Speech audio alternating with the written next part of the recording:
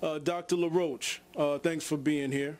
I wanted you to come on the show because I thought it was very important for people to get counsel, if you will, regarding their health, especially at a time like this. There's a lot of people that think they have the right information, and over the internet, as you know, the internet can get a little crazy. So we just wanted to have you here. Thanks for being here. Thank you for having me, Blake and Rizzo Denise. Thank you.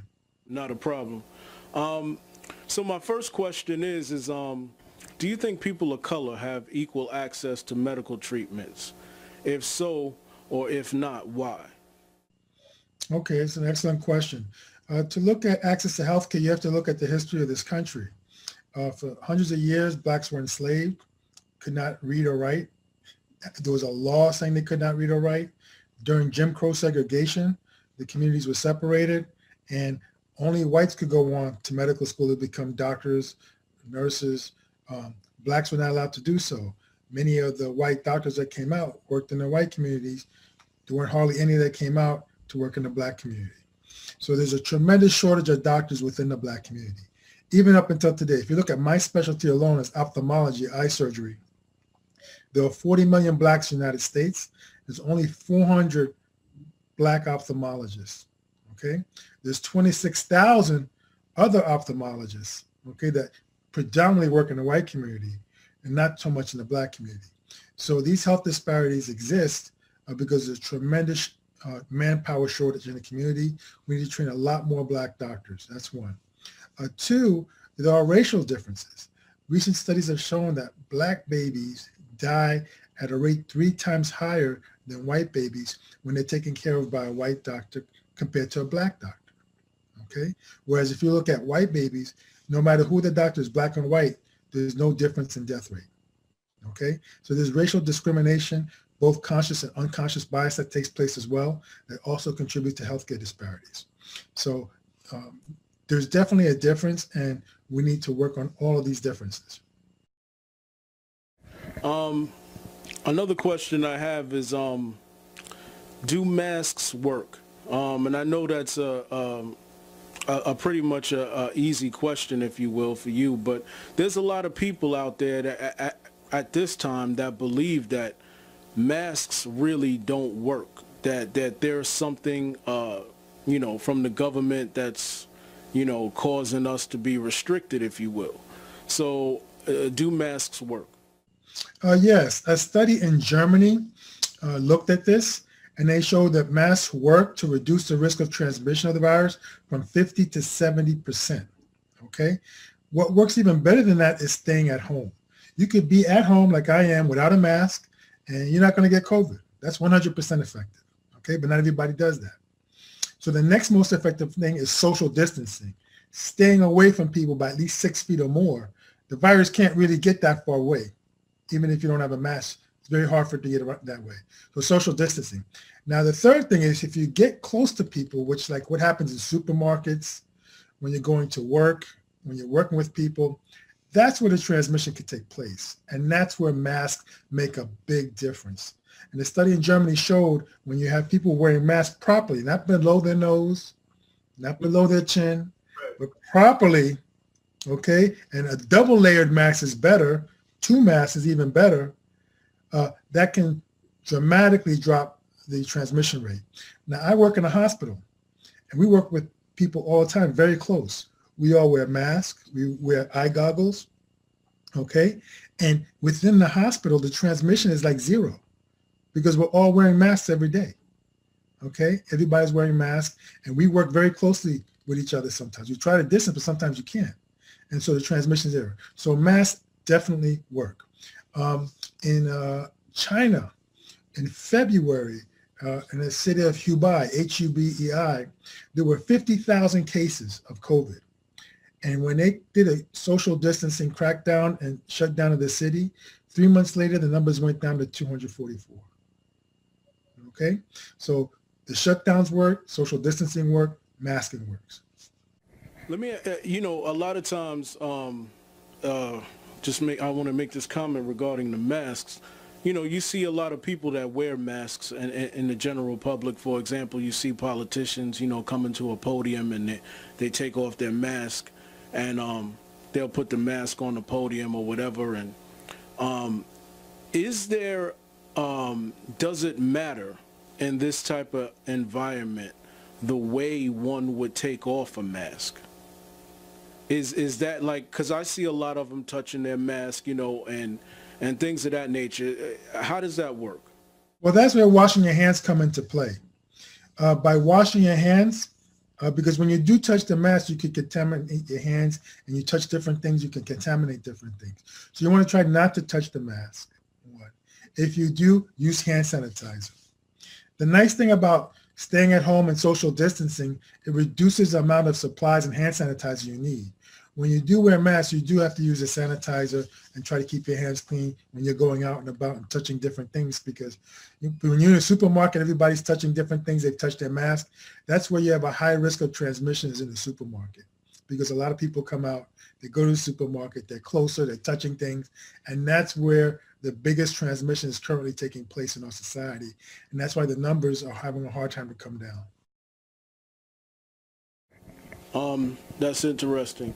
Another question, is high blood pressure disproportionately a reoccurring issue with Black Americans? If so, why? And do you think it's hereditary in the Black community? Is high blood pressure hereditary? Okay, high blood pressure, there is a hereditary component of Black community, but it's not just that part. There are environmental factors, socioeconomic factors, dietary factors that contribute to that. High blood pressure accounts for 50% of the mortality difference between Blacks and whites in our society. And it's very important because also there's a decrease in access to health care. When people have high blood pressure, like if you're living in the white community, there are more doctors there that can educate you and screen you for high blood pressure. In the Black community, you have a shortage of doctors. So the chances of you going to the doctor, getting screened, getting checked out, getting educated is much less. So that's why it is important that you go out of your way to make sure you get a doctor, get your blood pressure checked.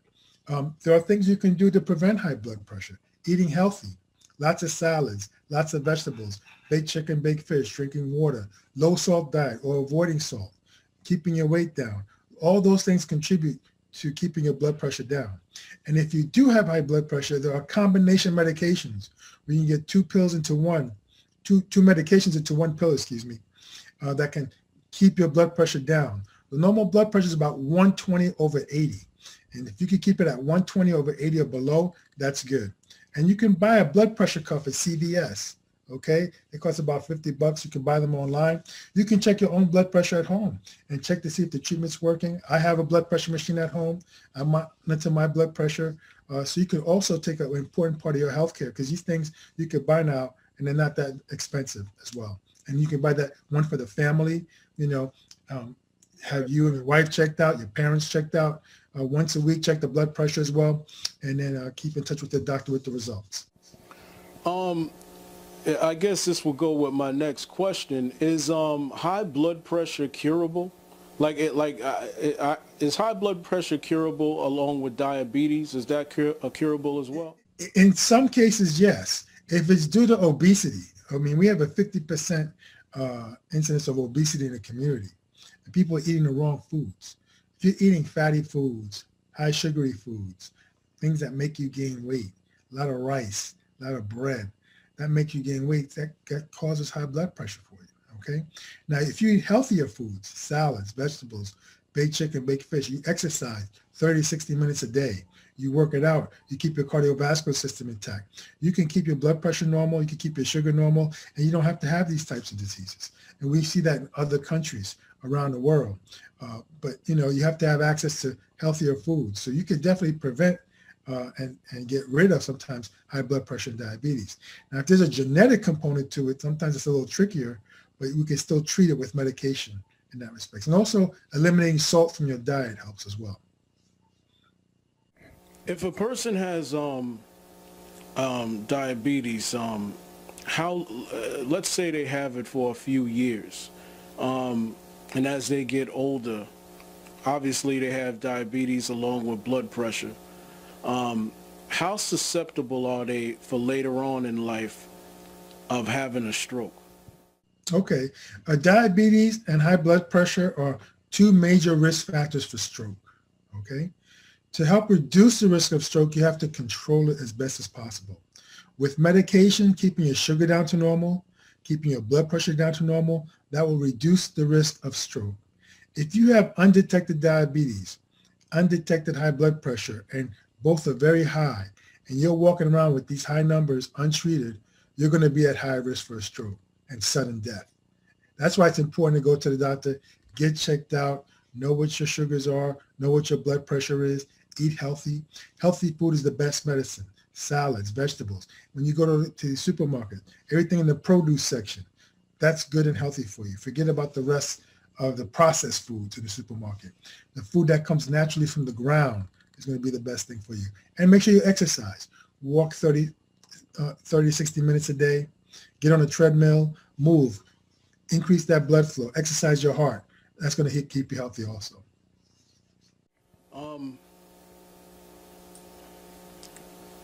Is that the reason why? Is that the reason why COVID-19 is killing black people disproportionately? Is it because of high blood pressure and diabetes?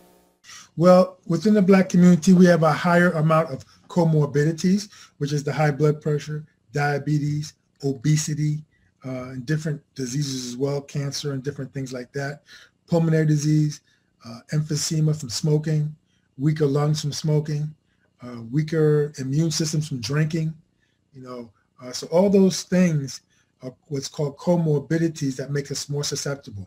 Also, we tend to work a lot of essential jobs, from doctors, nurses, janitorial, bus drivers. We do a lot of the essential services that are out there. So we're always out with a greater risk of exposure to the virus as well. And then within the community, because of the economic disparities, okay, the average net worth of a white family is $171,000, and average net worth of a black family is $17,000. So because of that economic gap, we live in more crowded areas. Instead of living in a big one-family house, perhaps a family of 6 lives in a 2-bedroom apartment. So we're closer living together. Instead of living in a house somewhere, maybe in an island, maybe we're living in a project. So it's a lot of people living in one building, going back and forth close to each other. And if you're not wearing masks, that's even worse. So the virus could spread much more in that setting.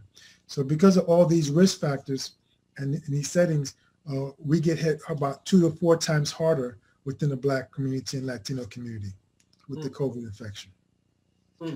Okay.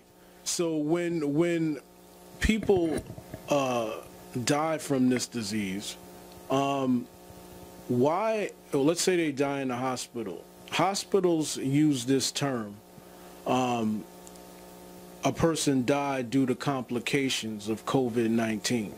Now, there's people out there that are saying this person didn't die from this. Why are they saying that it's from COVID-19?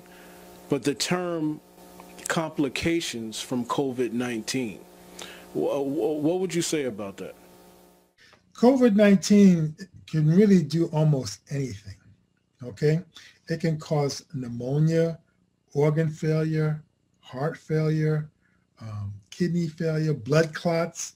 People get their legs amputated, all kinds of things. So the reason it's related to COVID, because usually the person has a COVID positive test. So the patient, when you go to the hospital, they give you a COVID test and you're COVID positive. And the main thing that usually occurs is usually some sort of shortness of breath, okay? And you require oxygen, and you can have lung failures, which is a more common thing. But it can cause all kinds of other things as well. So whatever it is, it could be pneumonia, it could be pulmonary failure, it could be heart failure, because your heart fails because it can't keep up with the rate of breathing that you're doing. You can develop blood clots and then, have died from a stroke. So it's just that complications, it can cause different types of complications. This virus can cause just about anything. And so it's a very dangerous virus.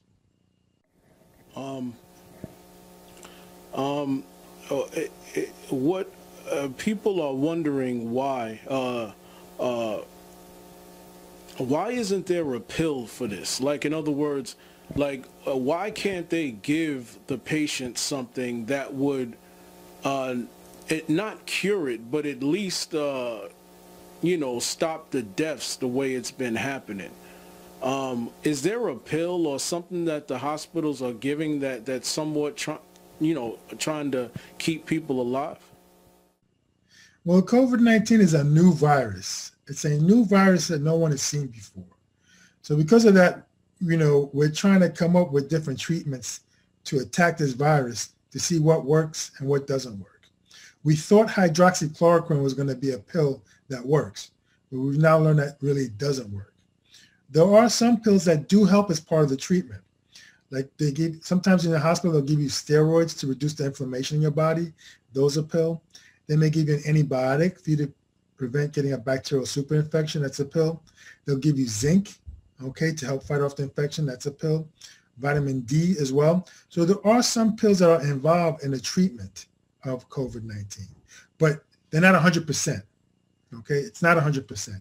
And a lot of people that go in with COVID-19 do leave the hospital after treatment with these medications and with oxygen, okay, to help fight off the virus. So there are some pills that are part of the treatment. But to fight off this virus, the best thing is really not to get it, okay, not to get it at all. And right. Two, now we got the vaccine, which usually a vaccine is like, if this is the virus, the vaccine is maybe like a little piece of the virus to stimulate your immune system so that you will recognize that piece. And so if you ever get infected with the virus, your immune system will attack it right away and kill it. That's the best way to fight the virus. So I have, so basically what you're saying is, are you saying that they're giving you a little bit of the virus to help fight it off? Usually that's how the vaccine works. Usually that's how all vaccines work. Yeah, that's how they work. They get like a just a small piece of the virus that your immune system will be exposed to it. It will recognize it and then attack it. And this has an African concept. The concept of vaccination was introduced into the Americas by an African who at the time was a slave in the 1700s. His name was Onesimus. And during the smallpox vaccine, what he said in our country, when we get these smallpox, he says, they take the pus from the skin. Smallpox create like pimples on your skin. He said, we take that, we cut that, we take some of that pus and we inject it into our colleagues. And what that is that's the immune system of fighting off the smallpox virus, deactivating it. And so you're taking a piece of inactive virus and inoculating someone else with it to protect them. So it's an inactive virus. Inactive virus. Inactive virus. Okay. And so we introduced the concept of vaccination with this early crude way of doing it from Africa. Now we have much safer techniques and better techniques, but the principle is the same. So you believe that black people and people of color should definitely be taking the COVID-19 vaccine? Yes. I understand there's some hesitation because, you have to have trust in the government. And during the period of the Tuskegee experimentation, the government was experimenting on black people in that respect. And, that was under a racist government and a racist regime. Okay. That does not apply to today. Okay. Today we have black people that were involved in coming up with the vaccine. We have black organizations that have looked at the literature, the National Medical Association that have looked at the literature on this and have approved this. Okay. And we have a variety of leaders that have taken the vaccine themselves. Okay. From Anthony Fauci to President Biden. I've gotten it myself at the hospital. All my physician colleagues and nurses colleagues are getting it. I've gotten it as well. You got it too. Good. And so right now, blacks are dying at 2 to 4 times higher the rate than whites from COVID. But right now, whites are getting the vaccine at 4 times the high rate than blacks, even though we need it the most, because they're running in to get the vaccine. And unfortunately, we're still hesitant because of some of the history, which I understand, but I'm here to help shed light that, look, don't worry about that. The vaccine is safe and you should get it. Now, one of the concerns that I'm hearing that, a lot of people don't like going to a CVS or a Walgreens, or they don't like going to places that somewhat foreign, if you will. Like, it's strange for them to go to somebody that they don't really know, into a store. People aren't traditionally used to going to a store to get a serious medical treatment. Question, why do you think the government isn't allowing doctors' offices, especially when it comes to the older population? And, they're not too adventurous. They don't have access to emails. Like, they're basically old school. Do you think that the government will produce a program to allow older people to go into their doctor's offices to get the vaccine? There will be a rollout eventually. Right now, they're trying to give the vaccine to high priority individuals, medical personnel. Okay, so all the hospitals are getting it right now. The doctors are getting it. The nurses are getting it. The frontline and the medical doctors type thing are getting it right now. So they're distributing to the hospitals around the country right now. There are certain centers that are getting the vaccine to distribute to the high-risk people, the elderly people over age 70, and perhaps employees at doctors' offices. And so they're trying to get the high-risk people first. And that's the current strategy. Once they get the high-risk people first, then it'll trickle down to the less high-risk people. And that's probably when it will go to the CVSs, the Walgreens or whatever, and the doctor's offices too. I don't think it's gotten out to the doctor's offices yet. And so I think it will eventually get there. But right now, they're just trying to prioritize also the nursing home people, all the nursing home residents, because the high risk of death in the nursing homes. So they're trying to prioritize those initial vaccinations. But I think over time, it'll filter down to the doctor's offices also. So if someone, wants to wait and go see their doctor, and their doctor says they're going to get it at some point, they may have to wait longer compared to going to a particular designated place where they can get it right now. And if they're willing to stay at home and be safe and just wait till they do that, that's okay also. But that's the rationale for what the government's doing right now. 2 more questions. Some people think that this vaccine this particular disease is similar to the flu, or some don't take it as serious as, can you just tell the people the difference between, what are the differences between the flu shot? I mean, not the flu shot, but what's the differences between the flu and this disease, this COVID-19? The difference is really the lethality of COVID-19 and the number of deaths that occur with COVID-19. The flu, can cause a death rate of, like maybe less than 0.5%. But with COVID-19, particularly in the elderly over 70, it can cause a death rate about as high as 10 to 15%.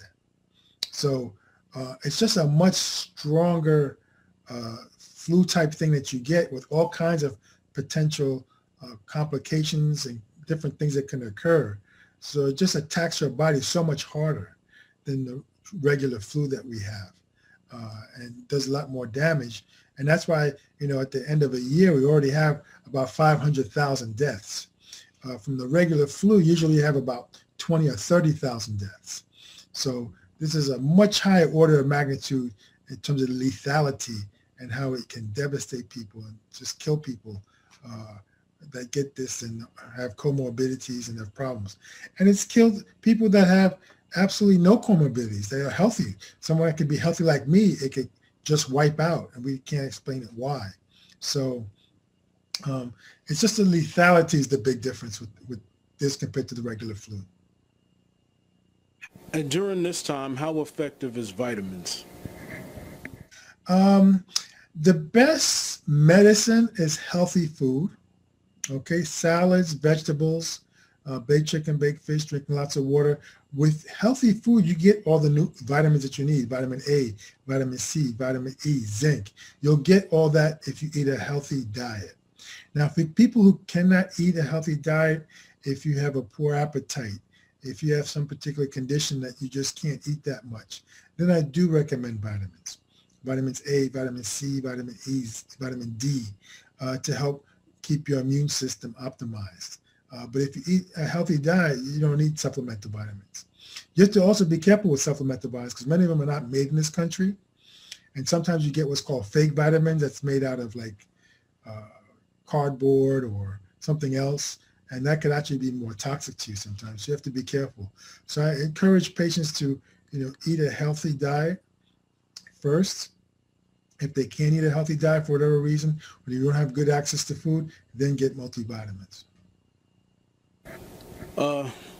Thank you, sir. Everybody, Dr. Daniel Laroche. Excellent interview. Hope to have you back. Thank you very much. I appreciate that.